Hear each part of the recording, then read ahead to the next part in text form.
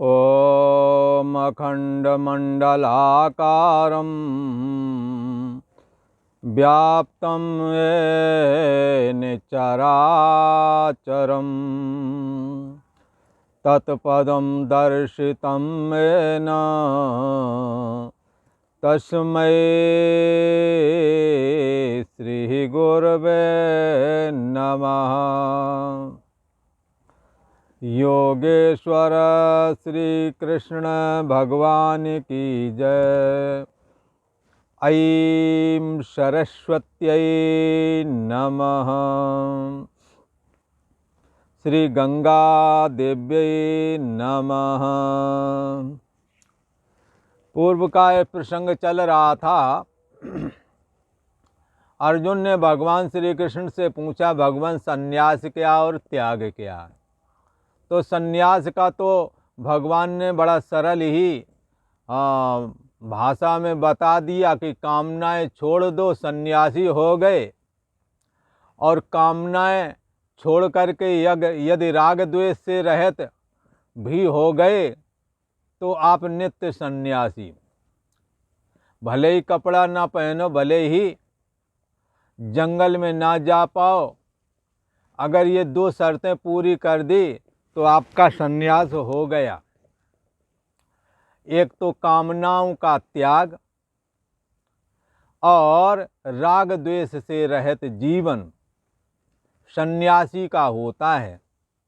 यदि वो घर गृहस्थी के जीवन में रहते हुए भी यदि चित्त की वृत्ति वैसी बना सकें तो भगवान श्री कृष्ण ने कहा कि गया स नित्य सन्यासी ये द्वेष न कांक्षति। जो कहीं राग नहीं करता, जो कहीं द्वेष नहीं करता, जिसकी समस्त कामनाओं का अंत हो गया है, जो कामना से युक्त होकर के कोई कार्य नहीं करता है, यस सर्वे समारंभा काम संकल्प वर्जिता। जिसके सारे के सारे आरंभ अर्थात हर एक चेष्टा कामना और संकल्प से रहित है। कहीं कामना नहीं और ना कहीं राग का, ना द्वेष का कोई संकल्प नहीं है। गया सा नित्य सन्यासी। उसे नित्य प्रति सन्यासी ही समझना चाहिए, भले ही वो घर में क्यों न हो। चित्त की वृत्ति ही सन्यास को प्राप्त करती है। शरीर तो जन्म से पहले नहीं, मरण के बाद में भी नहीं रहता है। शरीर में प्राकृतिक तौर पर बदलाव होते रहते हैं, पर बदलाव यदि हमें करना है तो अपनी मन की सोच में करना है। अपने अंतःकरण में जो ये सोच बैठी हुई है जगत के सत्यत्वपने की और भोगों की रमणीकता, देह में सदा बना रहूं, ऐसी एक आकांक्षा सभी के अंदर है। भगवान श्री कृष्ण कहते हैं समस्त आकांक्षाओं का जिसने त्याग कर दिया है और राग द्वेष से रहित जीवन है, गया नित्य सन्यासी। वो तो नित्य सन्यासी ही समझना चाहिए उसे। ऐसा भगवान श्री कृष्ण ने कहा। अब भगवान श्री कृष्ण कहते हैं कि अर्जुन, त्याग के विषय में तो बहुत सारी बातें हमने बताई हैं, पर कई लोग कोई कुछ बोलता है, कोई कहता है सभी कर्मों का त्याग कर दो, कोई कहता है कि यज्ञ दान तप को छोड़ करके बाकी का त्याग कर दो, कोई कहते कर्म फल का त्याग कर दो।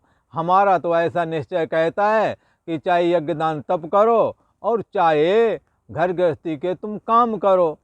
सारे काम करना का मतलब इसी को कर्तव्य कर्म भी बोलते हैं। घर गृहस्थी में तुम्हारे को लगता है ना ये हमें करना चाहिए, बस इसी का नाम कर्तव्य कर्म है। जैसे आप खेती वाले हैं तो आपको लगेगा बरसात हो गई, लगता खेत जोत दिया जाए, कुछ बाजरा मक्का वगैरह कुछ बो दिया जाए, तो धान बो दिया जाए, तो ये तुम्हें लगता है। बोले क्यों ऐसा कर? बोले हमारा कर्तव्य ही हम अपना खेती बाड़ी करना। हाँ, तो यहाँ कर्म का मतलब यज्ञ दान तप और अपने समस्त कर्तव्य कर्म। जैसे कहते किसी का दुकान का होगा, किसी का कोई काम, तो अपने समस्त कर्मों को और यज्ञ दान तप आदि शुभ कर्मों को, सभी कर्मों को आसक्ति त्याग करके और फल की इच्छा छोड़ करके करो। तो कर्म के करते हुए कर्म के त्यागी कहे जाओगे। इसलिए भगवान से जो पूछा था ना, महाराज त्याग किसे कहते हैं, तो त्याग कर्म के छोड़ने का नाम त्याग नहीं है।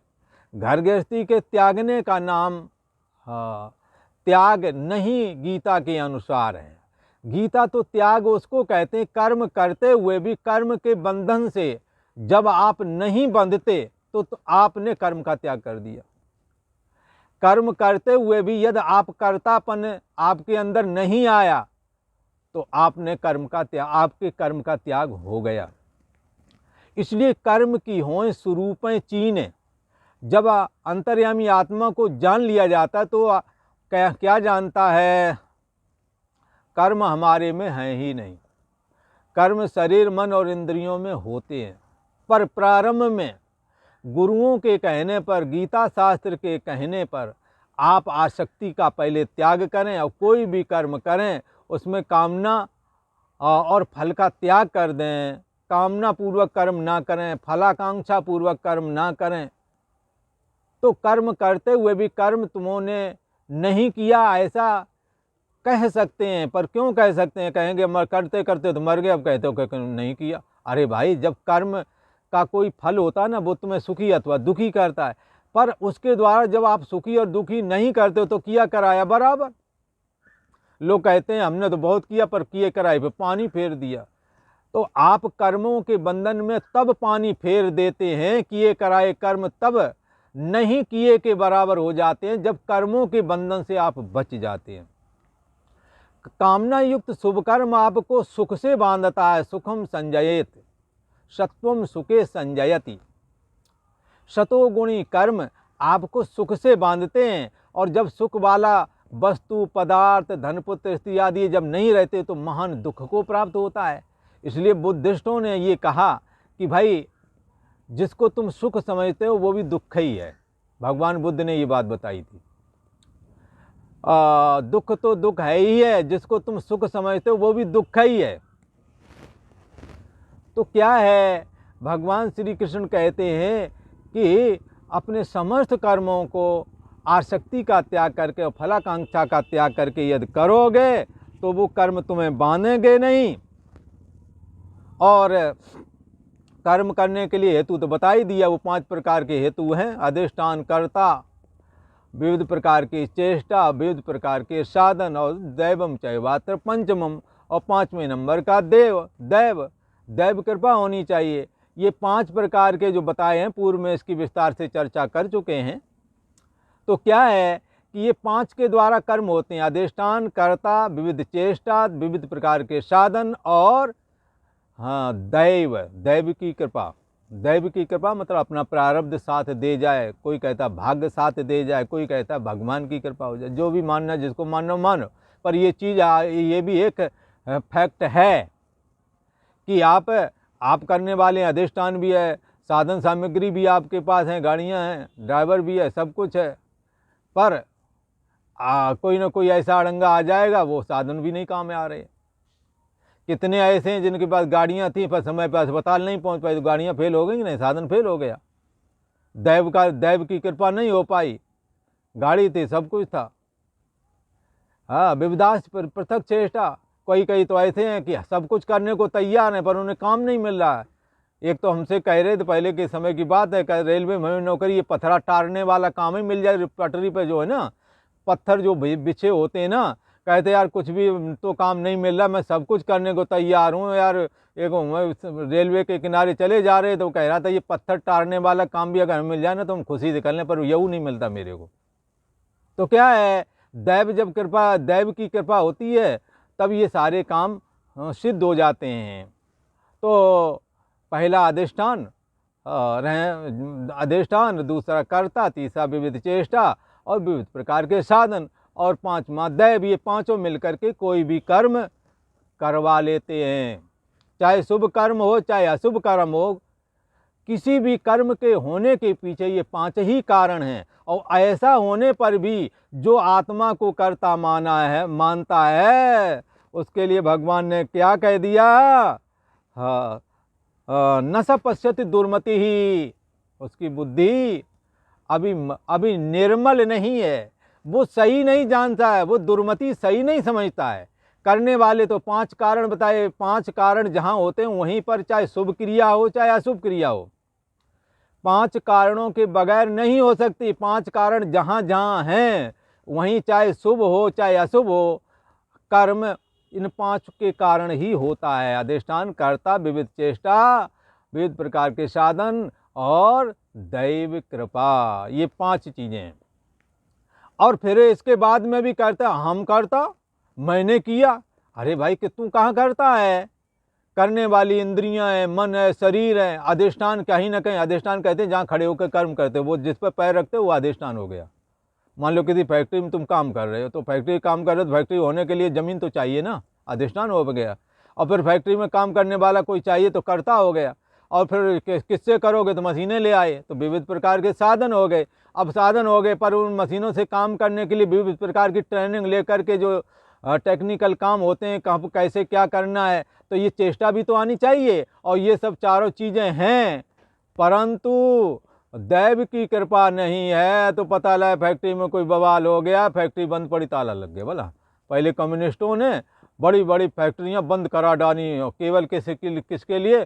हम लेबर को न्याय दिलाएंगे। न्याय तो ना दिला सके, लाखों लोगों के रोजगार खा गए। और कहीं कहीं उनको रोजगार दिला तो नहीं सके, पर रोजगार खत्म कर दिया। फैक्ट्रियाँ मिलें ही बंद करा दिए, फैक्ट्रियाँ बंद करा दी। तो ये सारी चीज़ें हैं। अब दैव कृपा नहीं हो रही तो सब चौपट। तो क्या है, ये पांच प्रकार के कारण हैं किसी शुभ कर्म के होने में अथवा अशुभ कर्म के होने में। कर्म कोई भी करो, ये पांच चीज़ें होनी चाहिए। पर ऐसा होने पर भी जो आत्मा को कर्ता मानता है, अपने को कर्ता मानता है, न स पश्चित दुर्मति, ऐसा ये दुर्मति ही, ये दुष्ट बुद्धि वाला का मतलब यहाँ मलिन बुद्धि वाला लगाना, जिसने भगवान की भक्ति नहीं की, सेवा नहीं की, अपने बुजुर्गों का आदर सत्कार नहीं किया, जो अपने शुभ कर्म की कमाई से संतुष्ट नहीं है, जो अशुभ कर्म की कमाई से लगता ये हो तभी बात बनेगी। कई का झूठे बोले बगैर वो धंधा ही नहीं होता है। और बाकी तुम्हें जब ज़रूरत होती है धंधे में ही, तब तुम सोचते हो कि हमें सत्य बोलने वाला ही हमारे जो बात बताए वो सत्य बतावे। वो काहे बताएगा? जब दिन भर तुम झूठ बोलते हो तो तुम्हारे को सत्यवादी हरिश्चंद्र मिल जाएगा क्या? नहीं मिलेगा। वो लौट के अपना कर्म ही आता है। इसलिए कोई नहीं काऊ कर सुख दुख कर दाता, निजकृत कर्म भोग सब भ्राता। कोई किसी को सुखी दुखी नहीं करता है, अपने कर्म ही अच्छा पति, अच्छा पत्नी, अच्छा पुत्र, अच्छे लोग, अच्छा मोहल्ला हो करके बन करके आता है। और हमारा गंदा कर्म ही दुष्ट पत्नी, दुष्ट पति, दुष्ट पुत्र, दुष्ट संगत, दुष्ट इलाका हो करके दिखता है। इसलिए लक्ष्मण जी ने निषाद राज से कहा, जब निषाद ने कहा ये कैकेयी ने बड़ा अन्याय किया, राम जी को सीता जी के साथ जंगल में भेज दिया, देखो तो सही ये ज़मीन पर लेटे हैं और रोने लगा। तब लक्ष्मण जी ने कहा भाई रो मत, कोई किसी को सुखी दुखी नहीं करता, कोई नहीं काहू कर सुख दुख कर दाता, निजकृत कर्म भोग सब भ्राता। अपने अपने कर्मों का फल है, वो चाहे कोई हो सबको भोगना पड़ता है। क्योंकि श्रुति ने साफ और क्लियर कहा है क्या? अवश्य में भोक्तव्यम कृतम कर्म शुभाशुभम, न भुक्तम चियते कर्म कल्प कोटि शतैरपि। आपने जो भी कर्म किया है वो आपको भोगना ही पड़ेगा, चाहे 100 कल्प क्यों न बीत जाए, पर कर्म तुम्हारा पीछा करेगा और पीछा करते ही जाता है। जैसे कई बार किसी के पीछे जब सरकार CID लगा देती है तो उन्हें पता ही नहीं लगता है कि हमारे पीछे भी कोई लगा रहता है, सारी की सारी CID हो जाती है। ऐसे ही कर्ता जब कोई कर्म करता है तो करने वाला जो कर्म है उसको कर्ता कहते हैं। उस कर्ता के पीछे कर्म का संस्कार चला जाता है और तब तक पीछा करता है जब तक कि उसे अपने कर्मों का भोग नहीं करा देता। समय बेशक लग जाए पर बिन भोगे बचे नहीं कोई। काया से जो पातक होई और बिन भोगे बचे नहीं कोई भी उससे बच नहीं सकता। ऐसा भगवान श्री कृष्ण कहते हैं कि भाई करने वाला तो वो 5 हैं, अधिष्ठान, कर्ता, विविध प्रकार की चेष्टा, विविध प्रकार के साधन और दैव, ये 5 मिलकर के कर्म करते हैं, चाहे जो कर्म हो, चाहे शुभ हो चाहे अशुभ हो। और आप कहते हो मैंने किया, कहते हैं न स पश्चित दुर्मति, ये उसकी दृष्टि ठीक नहीं है, उसकी बुद्धि मलिन है। परंतु भगवान श्री कृष्ण ने कहा, बंधुओं, जो अपने जिसके अंदर ऐसा है, नाहं कृतो भावो, मैं कुछ नहीं करता, ऐसा जिसने अपने अंदर भाव, हाँ, विचार के द्वारा सच्चाई जान करके, उपनिषद शास्त्र का विचार करके, गीता शास्त्र का विचार करके, ऐसा जिसने जान लिया, क्या शरीर, मन और इंद्रिय तथा बुद्धि तक ही चेष्टा है, और बुद्धि में पड़ने वाली जो चेतना है, यही सोने जागने वाली चेतना, यही जीव चेतना है, इसी को जीव कहते हैं, इसी को आभासित चेतना कहते हैं। यहाँ तक तो जानने में आ जाता है, और जिसके द्वारा जानने में आ रहा है ये, वो जानने में कभी नहीं आता है। इनेदम सर्वम विजानिया, जिसके द्वारा ये सब कुछ जाना जाता है, उसे कोई जान नहीं सकता है। पर क्या है, कैसे जानते हैं? जिसने ये सब कुछ जाना है, सोहम अस्मि, वही मैं हूँ। जो जानने में आ गया वो मेरी मैं नहीं है। तो शरीर, मन, इंद्रियों की चेष्टा जानने में आई, और बाद में जा कर के आभासित बुद्धि अर्थात सोने जागने वाली चेतना अभी जाग रही है, और थोड़े समय में जब सो गई तो अभी सब कुछ जान रही है, फिर बाद में कहता कुछ भी ना जाना। जो सब कुछ जान रही थी उसने कुछ भी ना जाना सोते समय में। ऐसी चेतना कि जिसने कंप्यूटर बनाए और वही सब कुछ जान रही, तो सो गई तो कुछ ना जाना। तो इस चेतना का होना सब कुछ जानना है, और ना होना कुछ नहीं जाना। इस जानना और ना जानना को जो जानता है, उसका नाम है आत्मा, उसका नाम है ब्रह्म, उसका नाम है चेतन, उसका नाम है ज्ञान। उसी को शैव शिव कहते हैं, वैष्णव उसी को विष्णु कहते हैं। शैव शाक्त वाले उसे पराचिति शक्ति कहते हैं, सूर्य वाले उसे सौर बोलते हैं, गणेश वाले उसे गणपत बोलते हैं, शून्यवादी उसी को शून्य बोलते हैं। इस प्रकार से एको देवा सर्वभूतेश गुणा, एक ही देव है जो सब में समाया है। वो कैसा है? अकर्ता, उसमें कर्म नहीं है। ऐसा जिसने जान लिया, कर्म तो सोने जागने वाली चेतना रूप बुद्धि में है, मन, बुद्धि, इंद्रियां शरीर में है। लेकिन जिसकी सत्ता से ये सोने जागने वाली चेतना को जो जानता है, उसमें कर्म नहीं है। तुम्हारी असली मैं वही है, भगवान शिव जी की असली मैं वही है, भगवान श्री कृष्ण की असली मैं वही है।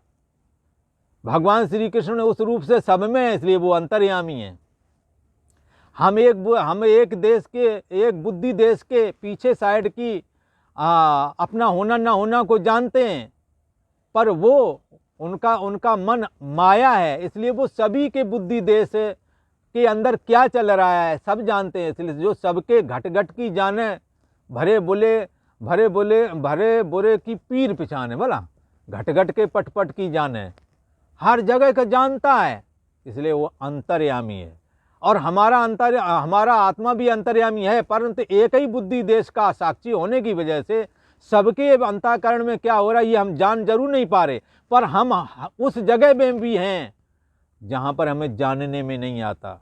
हम आपकी बुद्धि में, हमारे जो अंतर्यामी आत्मा है, हमारी आपकी सबकी, वो यदि आपकी बुद्धि देश को तो जानती, पर हमारे बुद्धि देश में क्या चल रहा नहीं जानती, पर भगवान जानते हैं। क्योंकि भगवान, ये सारी बुद्धियाँ मिला दो इक्वल टू भगवान की बुद्धि, इसलिए वो तो सबकी बुद्धि के अंदर की जानते हैं, इसीलिए उन्हें अंतर्यामी बोलते हैं। और अंतर्यामी बोलने का मुख्य अभिप्राय तो चैतन्य सत्तात्मक जो आत्मा है, हाँ, उसमें मैं बुद्धि का होना, उसमें यदि मैं बुद्धि हम और आप कर लें तो हम भी मुक्त हो जाएंगे।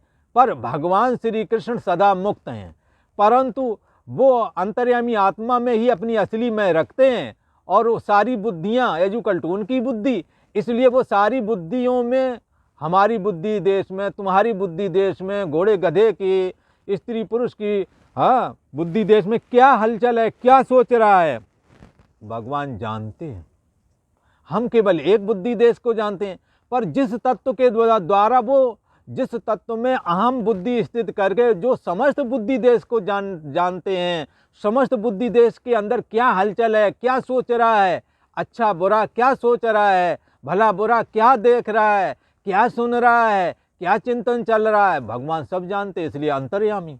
और वही तत्व हमारे में है, परंतु हमारी बुद्धि अत्यंत परछिन्न है, परमाणु से भी सूक्ष्म है, इसलिए हमें अपने एक शरीर का ही भान होता है। तुम्हारे शरीर में क्या हो रहा है ये भान नहीं हो रहा। यद्यप है हमारा आत्मा वहाँ भी, और तुम्हारा वाला आत्मा यहाँ भी है, पर तुम्हारा वाला तो वहीं तक अनुभव कर रहा है, पर यहाँ तुम्हारी बुद्धि नहीं है, हमारी बुद्धि अलग है, बुद्धि अलग अलग है।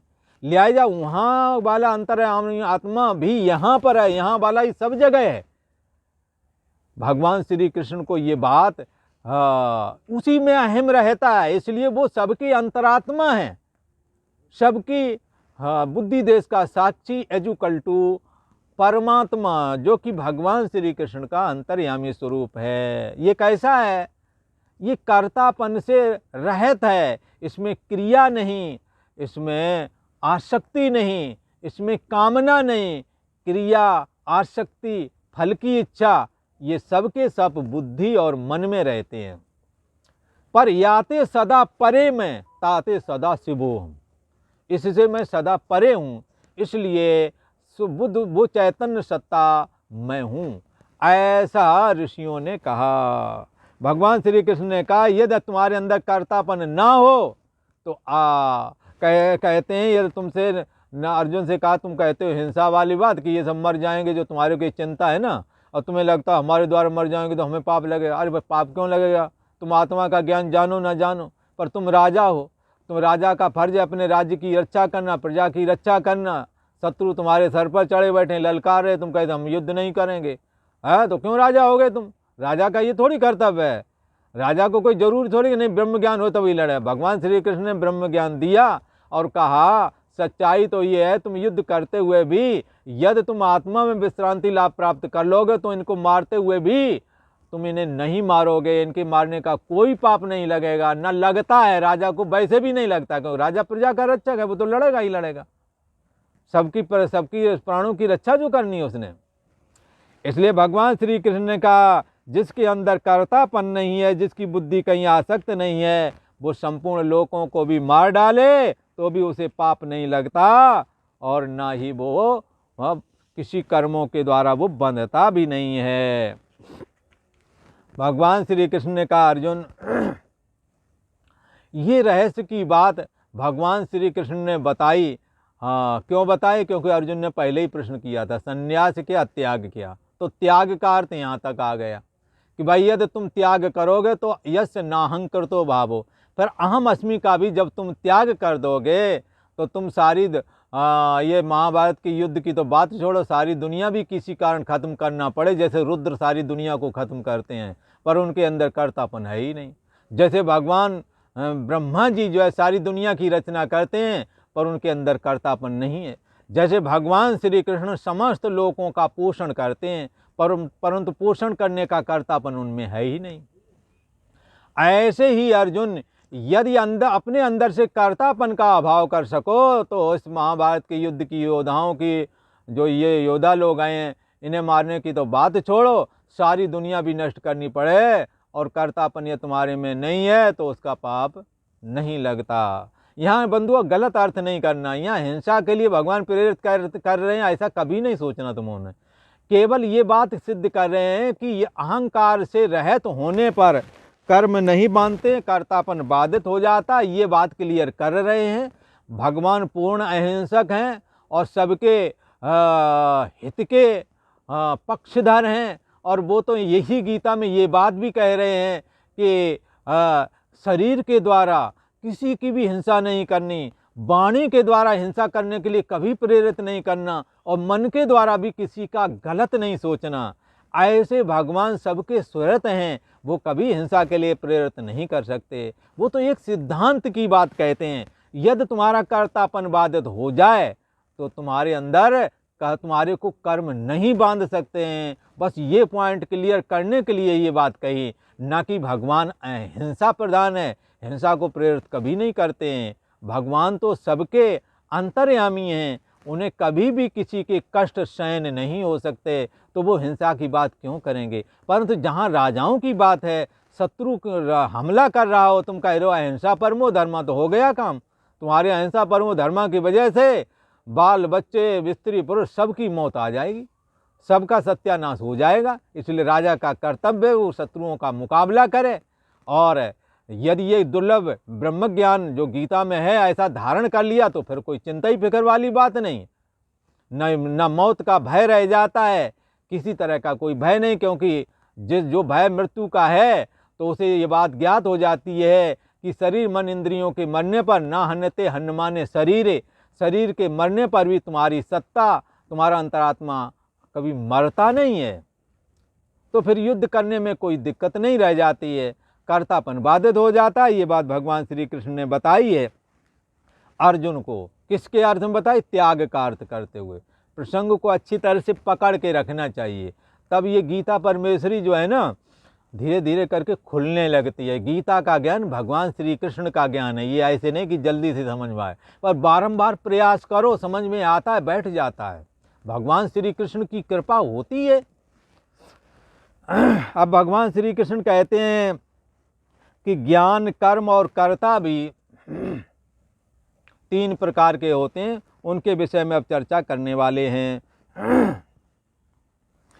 ज्ञानम कर्म च कर्ता च त्रिदैव गुण भेदिता प्रोच्यते गुण सांख्याने यथावत् तच्छृणु।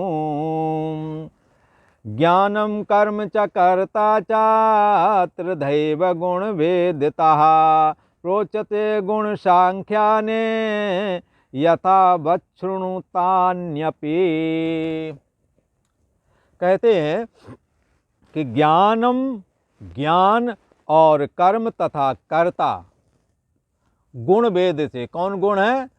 सतोगुण, रजोगुण, तमोगुण 3 गुण होते ना।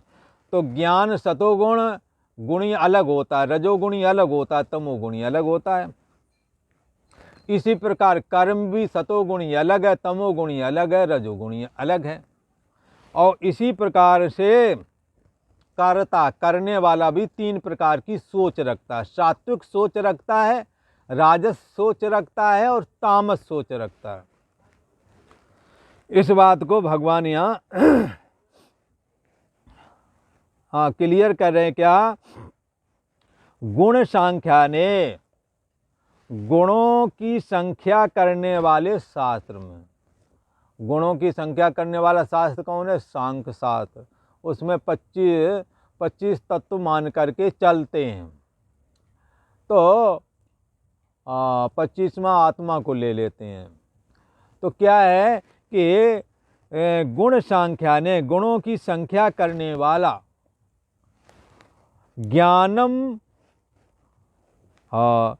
कर्म च कर्ता, ज्ञान, कर्म तथा कर्ता सतोगुण, रजोगुण, तमोगुण के भेद से 3 प्रकार के कहे गए हैं। तान अपि यथावत् शृणु, उनको भी तू मुझसे भली भांति सुन ले। भगवान ने अर्जुन से कहा। अच्छा, किसी ने पूछा महाराज सात्विक ज्ञान कैसा होता है? तो यहाँ 18वें अध्याय में सात्विक ज्ञान का लक्षण कर रहे हैं। ये 20वां श्लोक है। सर्वभूतेषु ये नैकं भावमव्ययमीक्षते अविभक्तं विभक्तेषु तज ज्ञानं विद्धि सात्विकम्। येन विभक्तेषु सर्वभूतेषु एकम अव्यक्तम भावम अविभक्तम। हे अर्जुन, जिस ज्ञान से मनुष्य विभक्तेषु पृथक पृथक, सर्वभूतेषु संपूर्ण भूत प्राणियों में, एकम अव्ययम भावम एक अविनाशी परमात्म भाव को, एकम अव्ययम एक अविनाशी, भावम माने परमात्मा विषयक भाव, उस परमात्मा विषयक भाव को कैसा देखता है? अविभक्तम विभाग रहित देखता है, समभाव से स्थित देखता है। तो समभाव से देखते का मतलब जैसे आकाश में अनेक घड़े रखे हैं भला, तो उन घड़ों में घटाकाश, घड़े का आकाश, सब में अलग अलग है कि नहीं है? तो कहोगे हाँ अलग अलग है, परंतु ये बात ठीक नहीं है। सच्चाई तो ये है कि हर एक घड़े में आकाश अलग अलग दिखता है, विभक्त। इस घड़े का आकाश अलग है, इस घड़े का अलग है, इस घड़े का अलग है, मकान का अलग है, दुकान का अलग है। आकाश में, दुकान में खाली जगह का नाम आकाश भला, खाली जगह का नाम आकाश है। घड़े के अंदर जो खाली जगह है उसका नाम घटाकाश, मकान के अंदर जो खाली जगह है उसको कहते हैं मठाकाश। सैकड़ों घड़े हैं, अब सैकड़ों घड़ों में सैकड़ों घटाकाश, और अनेकों मकान है, अनेकों मकान के अंदर जो आकाश उसको मठाकाश कहते हैं। तो क्या लगता है कि इस घड़े का आकाश अलग है, उस घड़े का आकाश अलग है, परंतु जिस ज्ञान के द्वारा ये दिखने लगे कि घड़े अलग अलग हैं, आकाश एक ही है सब में, जिस ज्ञान के द्वारा ऐसा दिखने लगे, हाँ समझ लो ये ज्ञान सात्विक है। एक शरीर रूपी घड़ा एक ये है, एक आपका है, सारी दुनिया के जो शरीर हैं। यहाँ तो संत एक गाना कहते हैं, घटई में गंगा, घटई में जमुना, घटई में जगदीश, सतगुर तारेंगे तारेंगे 33 सतगुर तारेंगे। घटई में जगदीश, हाँ ये शरीर एक घड़ा की तरह है, और घड़े में जैसे खाली आकाश होता है वैसे पेट में भी खाली जगह है, जिसमें कम से कम 1 लीटर तो पानी पिए जाओगे। रोटी खा लो दबा के, 1 लीटर पानी पी जाओ, इतनी जगह। मतलब ये सब चीज़ें कहाँ गई होंगी? भीतर जगह होगी ना कहीं तो वो जगह का नाम है खाली जगह। तो जैसे घड़े के अंदर खाली जगह, वैसे शरीर के अंदर में भी खाली जगह। अंतर ये है कि शरीर चैतन्य भी है, घड़ा चैतन्य नहीं। घड़े के जो आकाश का भी आकाश है, बुद्धि देश का साक्षी चैतन्याकाश कहा गया। इस चैतन्याकाश को, जो तुम्हारे सोने जागने वाली चेतना को भी जो जानता है, उसका नाम चैतन्याकाश है, इसी का नाम परमात्मा है। परंतु हमारी बुद्धि देश का जो जानने वाला है वो हमें लगता है आपका अलग है, उनका अलग है, ऐसा लगता है। पर भगवान श्री कृष्ण क्या कहते हैं? जैसे जिस ज्ञान के द्वारा सैकड़ों घड़ों के अंदर और सैकड़ों मकानों के अंदर का आकाश जो अलग अलग दिखता था, जब विचार करके देखा तो आकाश सब में एक ही है। घड़े तोड़ दिए, मकान तोड़ दिए, पता लगा आकाश एक ही निकला। और जब तक घड़े सैकड़ों थे तो सैकड़ों घटाकाश, सैकड़ों मकान थे तो सैकड़ों मठाकाश, सैकड़ों आकाश अनेक अनेक तरह के थे, परंतु जब तोड़ दिया तो एक ही निकला। ऐसे ही हमारे अंदर का चैतन्य सत्ता, स्त्री के अंदर, पुरुष के अंदर, बालक के अंदर, जवान के अंदर शुद्ध चैतन्य सत्ता, ये जो परमात्मा है, सब में अलग अलग सा लगता है। पर शरीर जब खत्म कर दिया तो देखा कि सबके अंदर चैतन्य सत्ता एक ही है। शरीर रूप उपाधि की वजह से अलग अलग दिख रहे थे, जैसे घड़ा रूप उपाधि और मकान रूप उपाधि की वजह से आकाश अलग अलग दिख रहा था। परंतु जब घड़े की उपाधि टूट गई, मकान जब तोड़ दिया तो महाकाश दिखने लगा। परंतु ये शरीर रूप घड़े को तोड़ने से ये ज्ञान नहीं होगा। ये तो रहे, पर क्योंकि इसके रहते ही आप इस ज्ञान को धारण कर सकते हैं। जब शरीर ही नहीं रहेगा, ब्रह्म ज्ञान कौन सुनेगा, कौन सुनाएगा? जिनका शरीर नहीं है उनको सुनाओगे क्या? 100 साल पीछे वालों को सुना दो, सब मर गए हैं। शरीर के रहते शरीर मैं नहीं हूं ये जानना है। कैसे जानना है? जैसे कोई कंप्यूटर में बैठा हुआ बालक कहता देखना, ये देखो है ना, इसके हम कपड़े खोल के दिखा देंगे। वो क्या करता है? वो कपड़े खोल कर दिखा देता है। अब वो उसने कपड़ा उतारे नहीं है, बगैर उतारे दिखा दिया। शरीर छोड़ना नहीं है, शरीर छोड़ने के बाद कुछ भी नहीं कर सकोगे। इसलिए बड़े भाग मानुष तन पावा, बड़े भाग है जो मनुष्य शरीर प्राप्त हुआ है। इस शरीर के रहते माना कि शरीर मैं नहीं हूँ, शरीर को जो जानता है वो शरीर से अलग है, तो शरीर के जानने वाले हो। इंद्रियों को जानते हो, मन को मन के साक्षी बनो। फिर सोने जागने वाली चेतना भी आपके द्वारा जानी जाएगी। हाँ, जो अभी अभी जान रही है कुछ समय बाद में सो जाएगी तो कुछ ना जानेंगे। तो कुछ ना जानना और सब कुछ जानना, इन दोनों को जिसके द्वारा जाना जाता है उसका नाम है परमात्मा। और वो सब में, हमारे अंदर में भी, तुम्हारे अंदर में भी, सब में तो लगता है अलग अलग होंगे ना, एक ही है। जिस ज्ञान के द्वारा ये एहसास हो जावे कि तुम्हारी बुद्धि देश का साक्षी तुम्हारी सोने जागने वाली चेतना को जानता है, जो वही मेरी वाली को, सारी दुनिया वाले को वही जानता है। एको देवा, एक ही वो देव है।